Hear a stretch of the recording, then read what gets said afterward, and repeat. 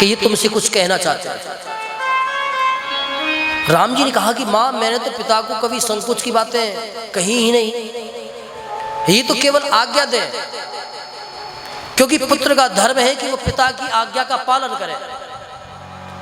अपने मन के विचार भी कभी रखने का भाव नहीं आना चाहिए। और इस राम ने केवल मन में केवल अपने पिता और अपने गुरुजनों की आज्ञा का पालन का ही विचार किया है। अगर ये कहें तो मैं अपने शरीर को अभी छोड़ दूं, अगर ये कहें तो मैं विष पी लूं, आग में कूद जाऊं, अगर ये कहें तो मैं तत्क्षण ही इस नगर को छोड़ करके हमेशा के लिए चला जाऊं। एक बार पिता मुझे आज्ञा तो दे।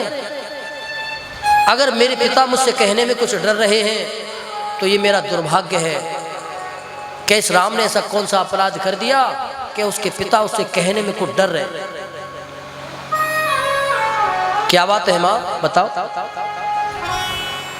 कई ने तब जाकर के बतलाया, महाराज वाल्मीकि मुनि कहते हैं कि जैसे एक दुष्टा अपने कार्य को सिद्ध करने के लिए बहुत मीठे शब्दों में विष घोल करके किसी को देती है, ऐसा व्यवहार यहाँ केकई ने अपनाया। कहा कि राम, बात कुछ नहीं है, तुम्हारे पिता ने मुझे 2 वचन दिए थे। इतने वर्ष हो गए लेकिन मैंने आपके पिता से कभी कुछ मांगा नहीं, लेकिन आज मांगा है। और उन वचनों को देने के कारण इनको इतना दुख है। भगवान ने कहा कि वो वचन क्या है, मैं जानना चाहता हूं। क्या वो वचन है कि सुबह तुम्हारा राज्याभिषेक होने वाला था, उसकी जगह मेरे पुत्र भरत का राज्याभिषेक हो। इस बात को सुनकर के राम जी बड़े प्रसन्न हो गए कि माँ, तुमने बिल्कुल बहुत सुंदर बात की। मैं भी यही चाहता था कि मुझे राजपद ना मिले, क्योंकि भरत भी यहाँ नहीं है और शत्रुघ्न भी नहीं है। हम चारों भाइयों का जन्म एक साथ हुआ है, बड़े एक साथ हुए, गुरुकुल में एक साथ गए, विवाह एक साथ हुए, सारी यात्राएं जब एक साथ करी, तो जब पिता ने मुझे राज्य देने का जब विचार किया तो मुझे बड़ा दुख हुआ। अगर केवल राम को राजा बनाने का विचार है तो इसमें मुझे कोई दुख नहीं। अगर राम राजा बनते हैं तो सबसे ज्यादा खुशी मुझे होगी अगर भरत राजा बनते हैं। केकई ने कहा कि राम, दूसरा भी वचन है। हाथ जोड़ करके निवेदन किया कि मां क्या है? के गत सत्वात्वल करम धारणे यस्य वनम स्त्रे वरी, कि मैंने 14 वर्ष के लिए आपका वलकल वस्त्र को धारण करके वनवास मांगा। इस बात को सुनकर के राम जी के चेहरे पर इतनी भी सिकन नहीं आई महाराज। जैसे कि कोई विचार बदल जाते हैं, चेहरे की छवि बदल जाती, ऐसा कुछ भी नहीं आया। अपितु राम जी प्रसन्न हुए और कहा कि माँ, एक माँ का धर्म होता है कि वो अपने बच्चे के जीवन का संवरण करे, उसका श्रृंगार करे। तो आप भी मेरी माँ हो और ये सारा जगत जानता है, सब जानते हैं, मैं भी जानता हूँ, पिता भी जानते हैं कि मैंने अपनी माँ कौशल्या से ज्यादा केवल आपको अपना माँ माना है। अगर आपने मेरे लिए 14 वर्ष का वनवास मांगा है तो इसमें मेरे कल्याण की भावना कहीं ना कहीं आपके मन में छुपी होगी। कोई बड़ा विषय नहीं है, मैं वन जाने को तैयार हूं। अगर भरत के राजा बनने से और मेरे वन जाने से अगर आपको प्रसन्नता होती है, अगर भरत को प्रसन्नता होती है, तो मैं केवल 14 वर्ष के लिए ही नहीं, अपिति जीवने यथाग्राही, मैं पूरे जीवन के लिए वन में रहने को तैयार हूं। लेकिन पिताजी, आपको इस प्रकार से शोक करना शोभा नहीं देता। आप चक्रवर्ती राजा हैं, आप बिल्कुल निश्चित रहिए, मैं वन चला जाऊंगा। अब केकई बोल रही है तो राजा दशरथ को इतना दुख हो रहा है, इतना दुख हो रहा है कि महाराज के इसका वध कर डालें। लेकिन वो धर्मपरायण है कि स्त्री अवध्य होती है, वो मारने योग्य नहीं होती। केवल इसी धर्म का पालन करने के लिए राजा दशरथ कुछ नहीं कह रहे। लेकिन केकई देखो बोलती चली जा रही है कि राम, अगर तुम अपने पिता को सुखी देखना चाहते हो तो जितना जल्दी हो जाए तुम इतनी जल्दी वन को चले जाओ। राम जी ने कह दिया कि चला जाऊंगा, फिर भी उसके मन में शांति नहीं है कि जितना जल्दी हो जाए इतने वन को चले जाओ। स्नात्वा सफलानि तटाकानि वराणि च। क्यों? क्योंकि जब तक तुम वन नहीं जाओगे, ना तो ये जल पिएंगे, ना ही ये स्नान करेंगे, और ना ही राजमुकुट पहन करके सभा में जाएंगे। जब तक तुम नहीं जाओगे नहाएंगे भी नहीं। अब तो इस बात को सुनकर के राम जी दौड़े, बहुत तीव्र गति से उस कक्ष से निकले और जाते हुए कहा कि पिता आप बिल्कुल निश्चिंत रहो, मैं अभी जाता हूं, मैं बिल्कुल भी विलंब नहीं करूंगा।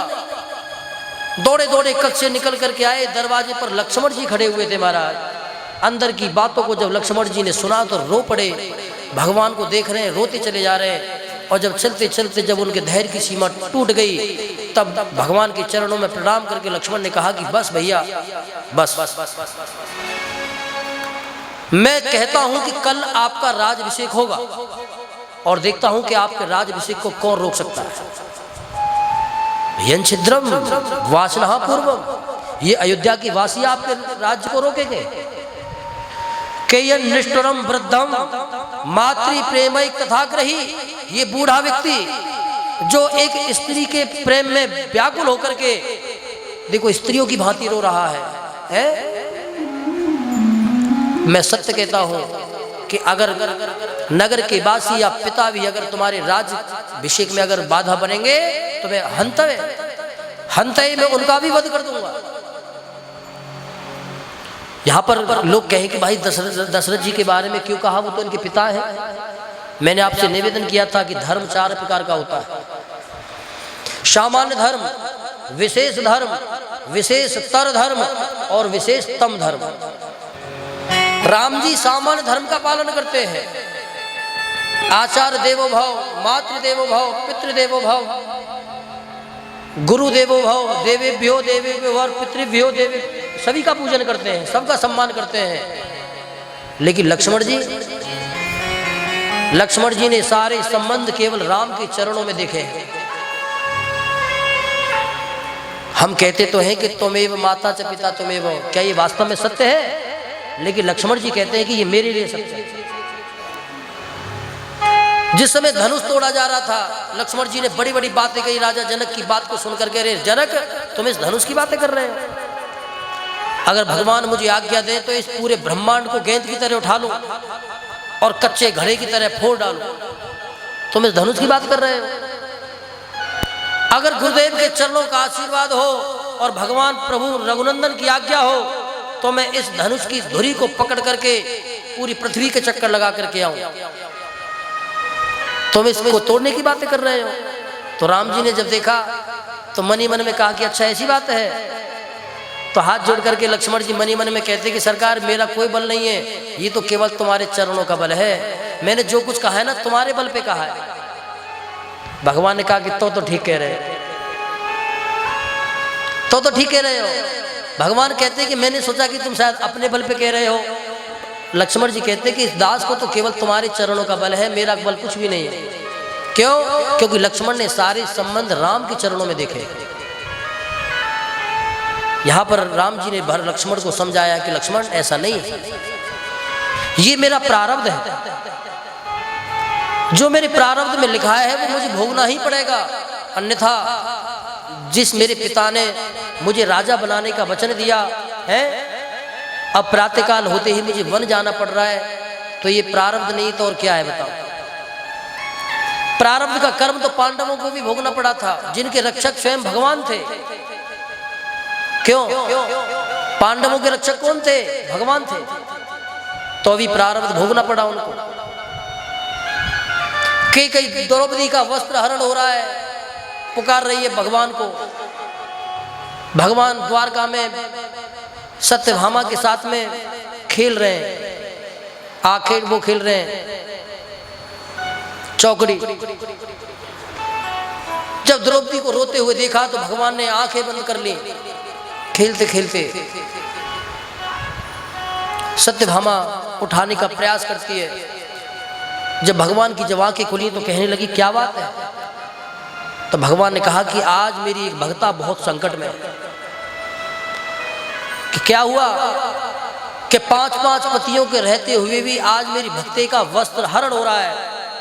इस बात को सुनकर के भगवान रो पड़े।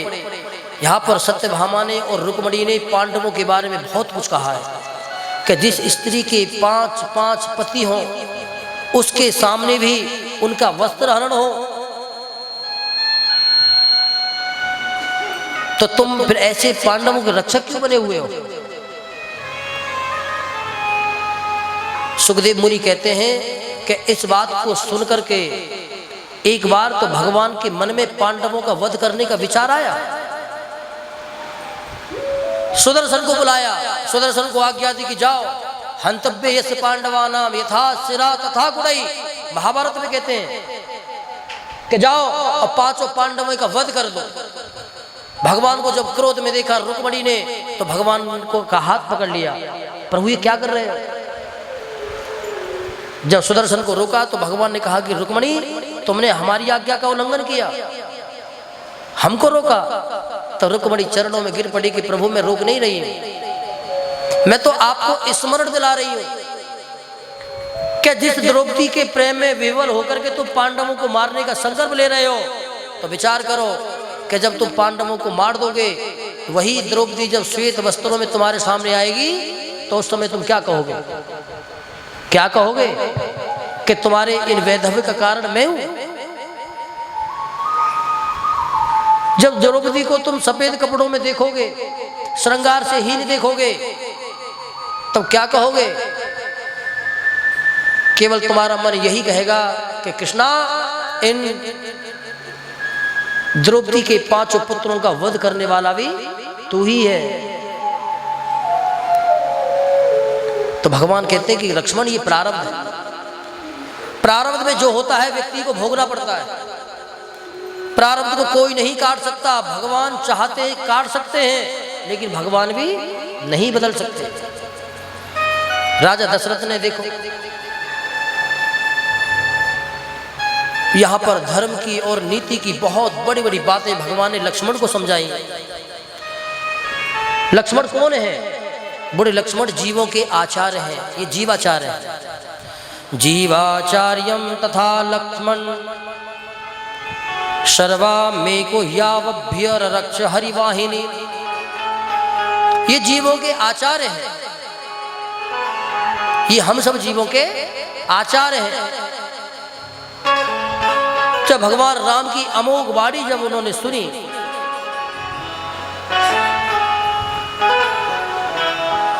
तब लक्ष्मण एक बार मन में विचार करके कहते हैं कि प्रभु प्रारब्ध की बातें तो वो लोग करते हैं जिनमें पुरुषार्थ नहीं होता। देवदेव आलसी पुकारा। जो पुरुषार्थी लोग होते हैं वो अपने पुरुषार्थ के बल पर अपने प्रारब्ध को बदलने का साहस रखते हैं और प्रारब्ध का ढोंग तो वो लोग नचाते हैं, कर्म का ढोंग के जो आलसी होते हैं, जो पुरुषार्थी नहीं होते। भगवान ने कहा कि लक्ष्मण ऐसा नहीं है, कभी कभी पुरुषार्थ करने पर भी फल नहीं मिलता, कभी कभी कर्म करने पर भी फल नहीं मिलता और कभी कर्म ना करने पर भी फल मिल जाता है। यहां पर भांति भांति प्रकार से लक्ष्मण को समझाया है। शांत हो गए।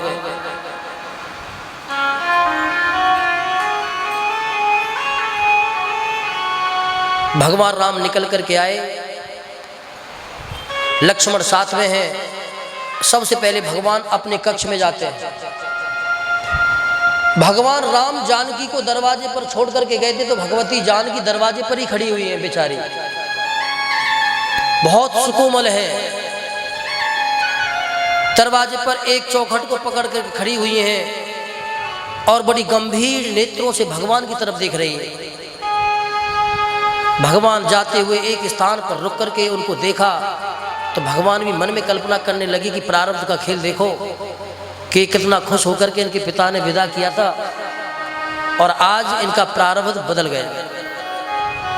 भगवान ने जाकर के सारी बातें कही कि देवी मुझे पिता की आज्ञा से 14 वर्ष का वन का राज मिला है, मैं वहां जाता हूं। मेरी केवल तुमसे यही प्रार्थना है कि तुम मेरे बाद यहाँ पर रहना, माता पिता की सेवा करना और हाँ, कल को जब मेरा छोटा भाई भरत जब राजा बन जाएगा तो भूल करके भी मेरी प्रशंसा कभी उसके सामने मत करना। भगवान क्या कहते हैं कि कभी भूल करके भी मेरी प्रशंसा भरत के सामने मत करना। ऐसा क्यों कहा? बोले सौभाग्य विवर्धना राज्ञम न अपचिंतित कारणम। क्या जो बड़े लोग होते हैं ना, उनके सामने तुम दूसरे की प्रशंसा करने लग जाओ, मालूम पड़ जाएगी तुम कोई व्यक्ति हो, उसके सामने अगर तुम कोई दानी हो और उसके सामने दूसरे व्यक्ति की प्रशंसा करे, महाराज वो तो बड़ा है, तो लेश मात्र में उसके मन का व्यवहार बदल जाएगा। लेकिन जब भगवान ने कहा तो जानकी चरणों में बैठ गई कि प्रभु मैं तो आपके चरणों की दासी हूं। जिस प्रकार सूर्य की किरणें सूर्य से अलग नहीं हो सकती, उस प्रकार मैं भी आपके चरणों से दूर होकर के जीवित नहीं बचूंगी। आपके जाने से पहले मैं अपने प्राणों का त्याग कर दूंगा। मेरे पिता ने कहा था कि राम, ये मेरी पुत्री सीता है, ये छाया की भांति आपके साथ रहेगी, धर्म की साक्षी रहेगी। तो प्रभु आप एक बात बताओ, क्या छाया कभी शरीर से दूर रह सकती है? नहीं रह सकती। तो फिर मैं तुम्हारे चरणों से दूर कैसे रह सकती? बार बार भगवान उनको समझाते हैं, बार बार भगवान मना करते कि जानकी तुम वहां जाओगी तो बड़ा दुख होगा। यहां पर जानकी जी ने एक कठोर बात राम जी को कही है। ये प्रसंग आगे आएगा जब हरण होगा भगवती का। जब भगवान बार बार मना करने लगे तो भगवती जानकी कहती हैं कि अगर मुझे मालूम होता कि पुरुषः विग्रह मध्य स्त्री, कि तुम पुरुष की विग्रह में स्त्री हो, तो मैं तुम्हारा कभी वर्ण नहीं करती। तुम देखने में तो पुरुष के समान हो, लेकिन तुम्हारे अंदर स्त्री के भी गुण भरे हुए हैं। इसीलिए तुम बार बार ये कह रहे हो कि मैं तेरी रक्षा नहीं कर पाऊंगा, मैं कैसे तुम्हारी व्यवस्था करूंगा, वन में इतने कष्ट मुझे होंगे, मैं कैसे तुम्हारी सुरक्षा करूंगा। वाल्मीकि रामायण में ये प्रसंग आगे आएगा। भांति भांति तरीके से उनको समझाते हैं, लेकिन महाराज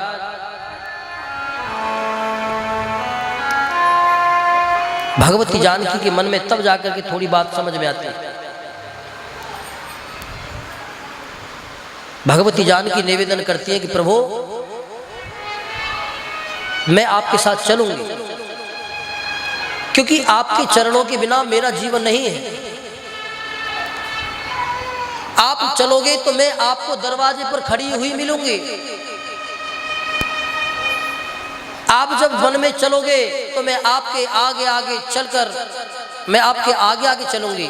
आगे आगे चलने का मतलब क्या है कि जब आप वन में चलोगे, कांटों के ऊपर लकड़ियों को चलोगे, तो मैं आपके आगे आगे अपने पैरों से उन कांटों को, उन लकड़ियों को रोनती हुई चलूंगी, ताकि आपके कोमल शरीर को वो कांटे लगे ना। जब आप थक जाओगे तो मैं आपके चरणों को दबाऊंगी, आपके पसीने को पोंछूंगी, आपके ऊपर कोई भार नहीं बनूंगी मैं, और मैं आपसे कभी कोई मांग भी नहीं करूंगी कि आप मेरे लिए ये लेकर के आओ, कि मेरे लिए ये लेकर के आओ। आप जैसा रूखा सूखा मुझे दे दोगे मैं खा लूंगा, लेकिन प्रभु आप मुझे अपने चरणों से दूर मत करो, मेरा त्याग मत करो, क्योंकि अगर आपने मेरा त्याग कर दिया तो मैं जीवित नहीं रहूंगी।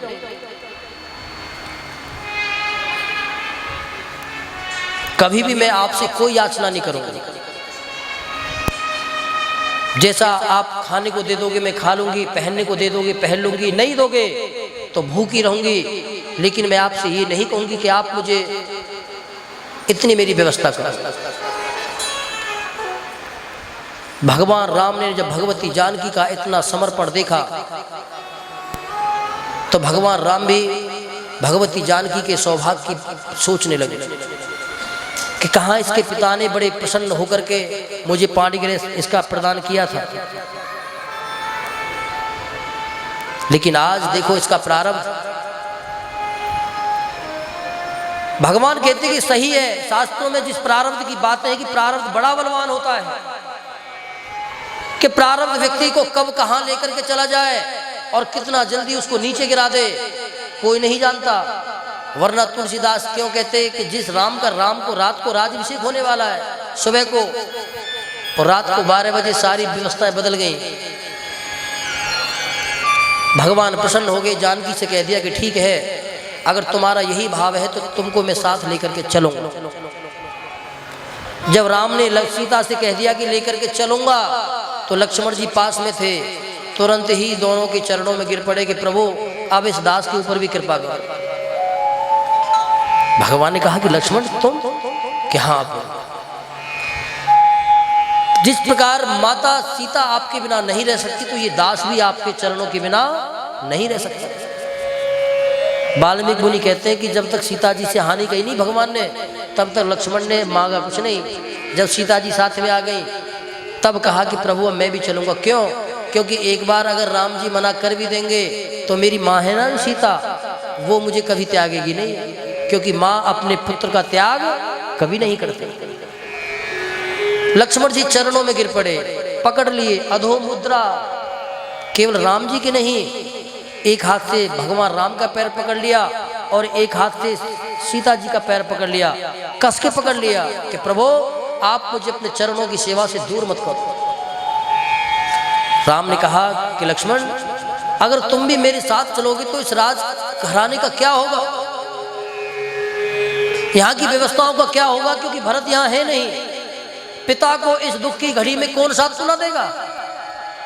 लक्ष्मण ने कहा कि मैंने कभी इस बात की चिंता नहीं करी, मुझे नहीं मालूम, चाहे ये अवध का राज रसातल को चला जाए, चाहे कोई जीवित रहे या सभी मर जाए, मुझे कोई फर्क नहीं पड़ता। मेरी सेवा तो केवल वहीं पर होगी जहां आपके चरण होंगे। जब इतने सुंदर भावों से जब देखा भगवान को, जब कातर दृष्टि से लक्ष्मण जी ने देखा,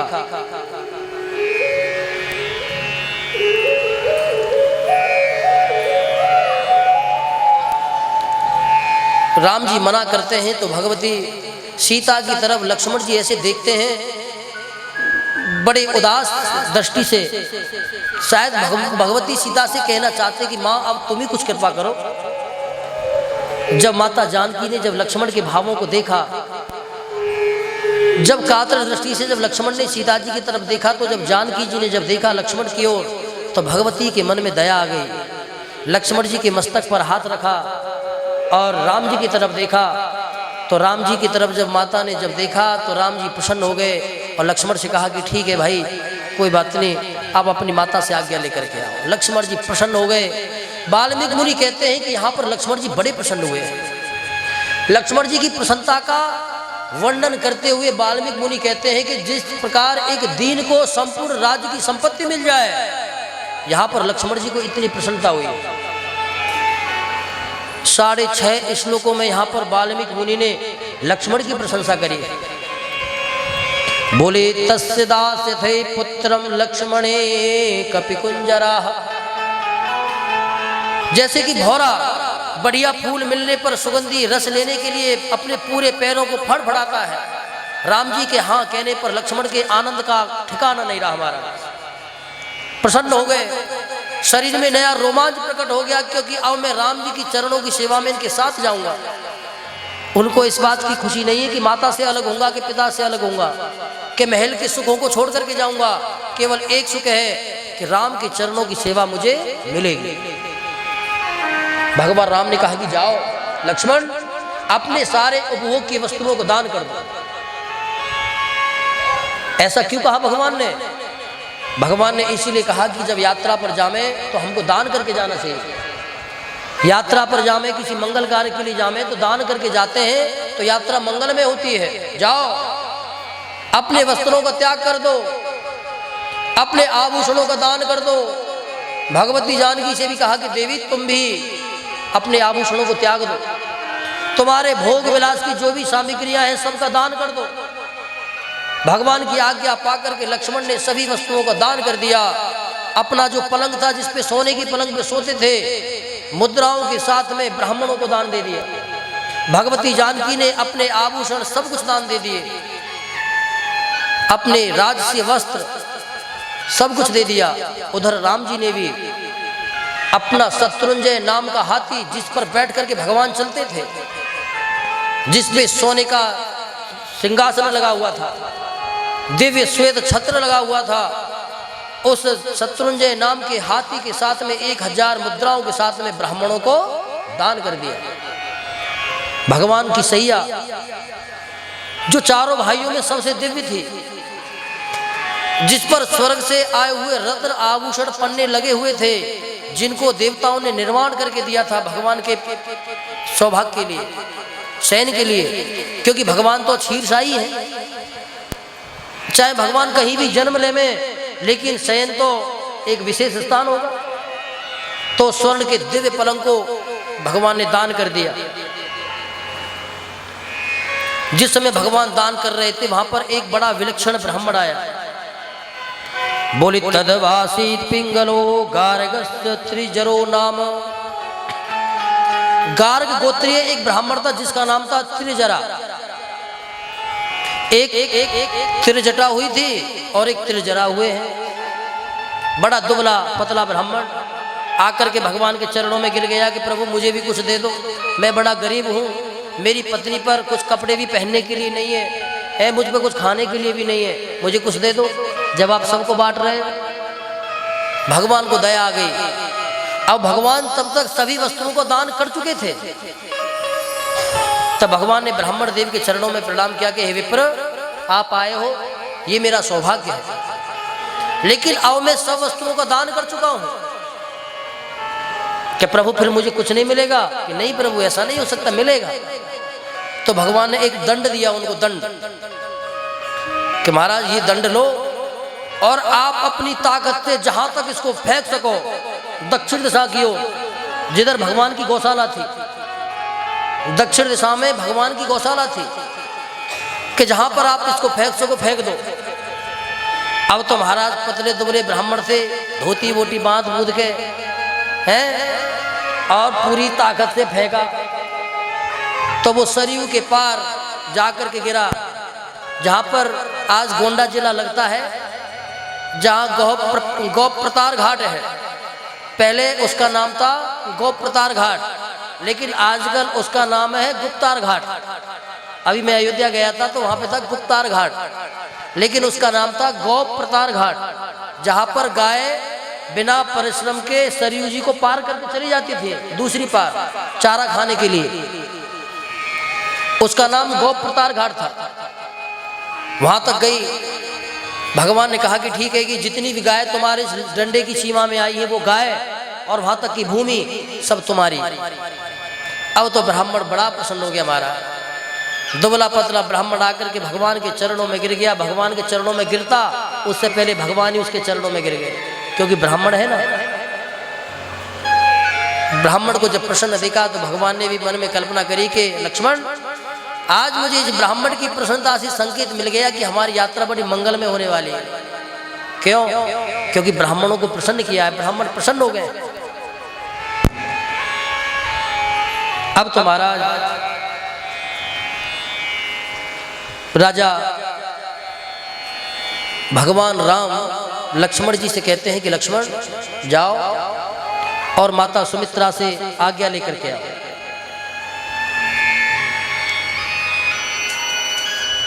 माता सुमित्रा के पास में जब वो गए, माता सुमित्रा बैठी हुई है। लक्ष्मण ने जाकर के माता को प्रणाम किया और कहा कि माँ, आप सारी बातों से ज्ञातव्य होंगी कि पिता ने भगवान मेरे प्रभु राम को 14 वर्ष का वनवास दिया।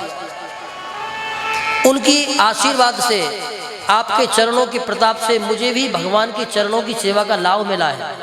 उन्होंने ये नहीं कहा कि मैं भी जा रहा हूं, कि आपके चरणों के आशीर्वाद से, क्योंकि मैंने आपके गर्भ से जन्म लिया है तो पुत्र के ऊपर तो मां का आशीर्वाद होगा ही होगा। तो आपके चरणों के प्रताप से और उनकी कृपा से मुझे उनकी चरणों की सेवा का लाभ मिला है, इसीलिए मैं आपसे आज्ञा